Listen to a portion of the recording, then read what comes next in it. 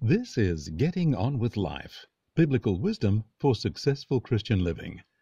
And this lesson is Recognize God. It's amazing that people can be around church and Christian things and not recognize or respect God. They can treat God and church as if they are mere human constructs without the presence of the living God. They fail to recognize God. This is not a new problem. So let's go back to the days of the judges in Israel, where certain priests failed to recognize God. Eli was the priest at Shiloh in those days, and his two sons, Hophni and Phinehas, were priests with him. Yet amazingly, they had no regard for God. They treated their role as simply a place of power, and they treated God as if he wasn't there. 1 Samuel 2:12 records, "The sons of Eli were corrupt," that means worthless and wicked. "They did not know the Lord." The historic record talks of them taking food that was meant to be offered to God and being immoral with women who served at the tent of meeting. They only cared for themselves. They made themselves fat, indulging in whatever they wanted. As a result, God saw to it that Eli's sons were killed in battle. God also judged Eli's house with an everlasting curse and removal from the priest's office. None of Eli's male descendants would grow to be an old man. Clearly, God was not pleased. However, these young men were raised to be priests. They were around people who prayed and made sacrifices to God all the time. They were responsible to know the right way to serve God, as given by Moses. They should have known God, but didn't. Isn't that amazing? Well, maybe not. We have people raised in church today who happily walk away from their faith or put it on a very low level. They are almost immune to all calls to take their faith seriously again. They live for self, just as Eli's sons did. How did that happen in Eli's day? We are not told directly, but we are given some clues. We are told that the young men demanded some of the best meat from offerings, and they made themselves fat. Well, Eli was also fat, very fat. So maybe their ideas of self-indulgence were learned from their father.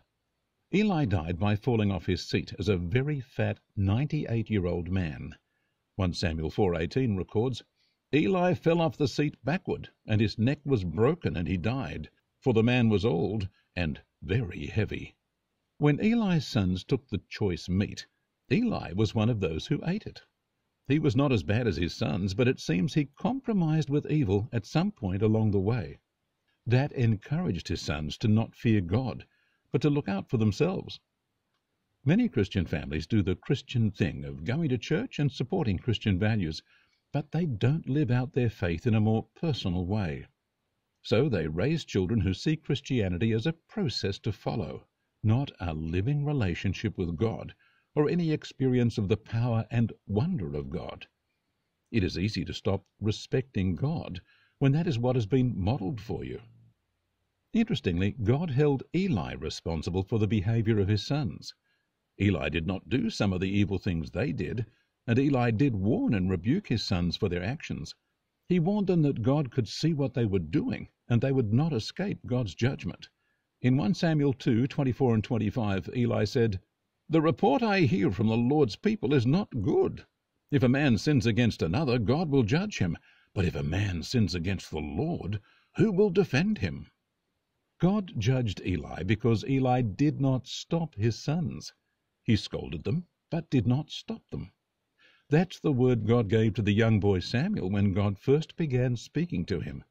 The judgment of Eli's house was confirmed.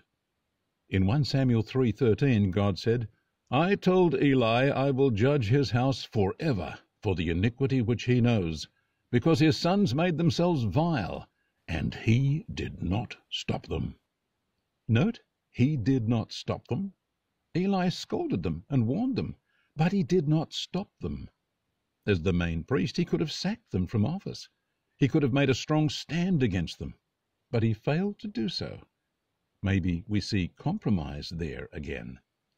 Eli's children did not respect him, and God did not respect him.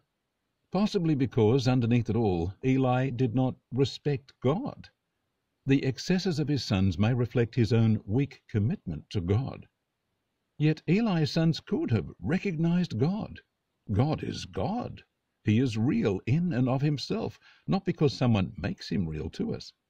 At any time they could have humbled themselves before God and repented, yet they refused to acknowledge God and recognize God's claim on their lives.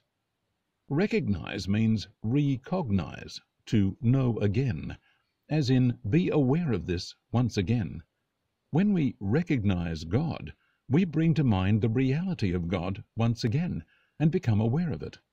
It is a refreshing of our awareness of and acceptance of the reality and presence of God.